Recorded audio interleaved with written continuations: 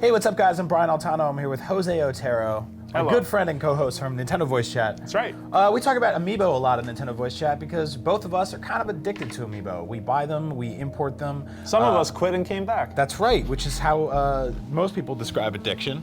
But I never left, and I am actually fed up with the process of purchasing Amiibo here in America, so I did what something that angers a lot of people overseas.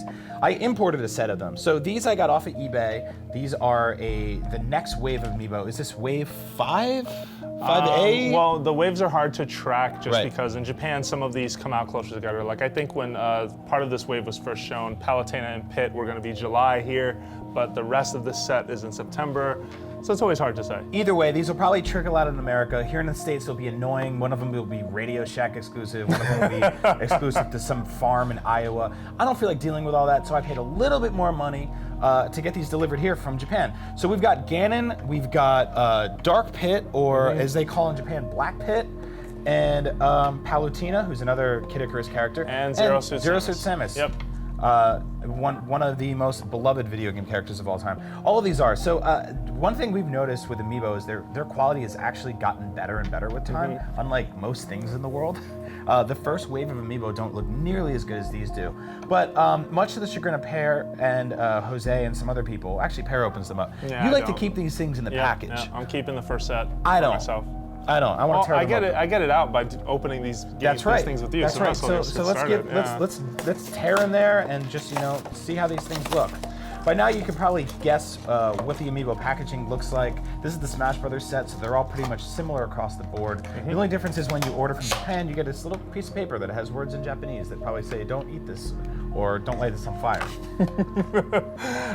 What you can see here is, for example, what Brian was talking about. That with Zero Suit Samus, a lot of the stands on the Smash series set initially were kind of put in the wrong places. Like, for example, there's the famous Link stand where there's just this gold brick just going from his thigh the P to the block, ground. as people refer to it as. Refer to Yeah, it was just a gold bar, basically. Whereas with Samus, you can see that this stand, even though there is a stand here, first of all, they try to work it in as best they can. Yeah. And you can see from the side, it's a little awkward, but at the same time, at least from a frontward view, it doesn't quite look as bad.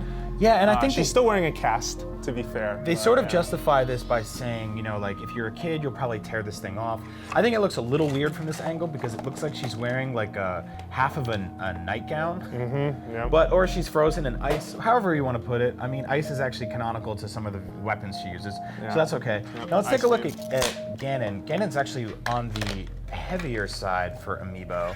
He's up there with some of the guys like King Dedede and Bowser, where they're just a big, heavy, meaty Look at that hand. Look at that pose. Now this is an awesome figure because he's got both of his feet firmly planted on the ground, right?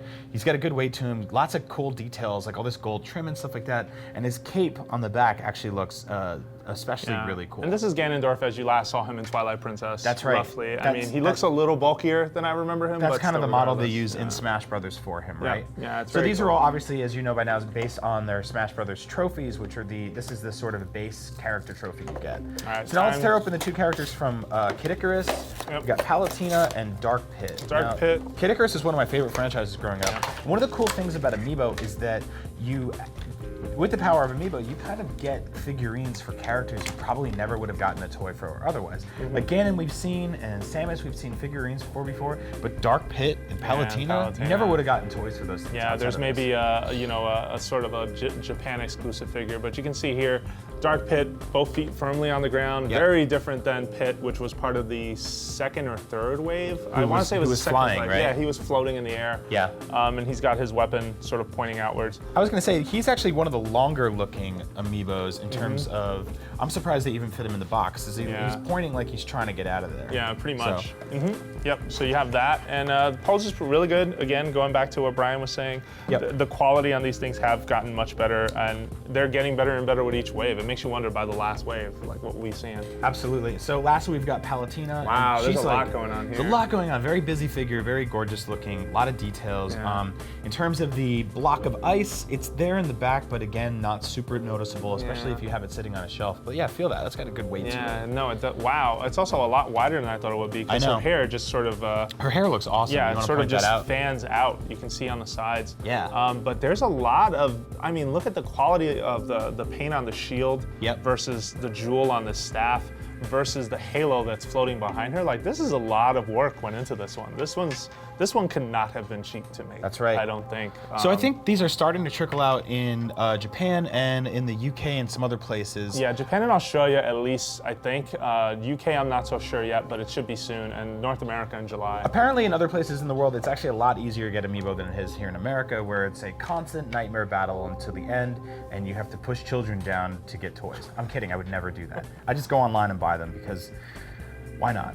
Yeah. So these are the next few Amiibo. After this, I think there's Dr. Mario and Baby Bowser, Bowser Jr. There's Pikmin Zolamar. And as long as Nintendo and Sakurai keep announcing more characters for Smash Brothers, such as Ryu and everyone else in the world, there will continue to be Amiibo, so this addiction may never end. I'm Brian Altano, this is Jose Otero. We talk about Amiibo a lot in Nintendo Voice Chat, and for all things Amiibo and Nintendo video games in general, keep it right here to IGN.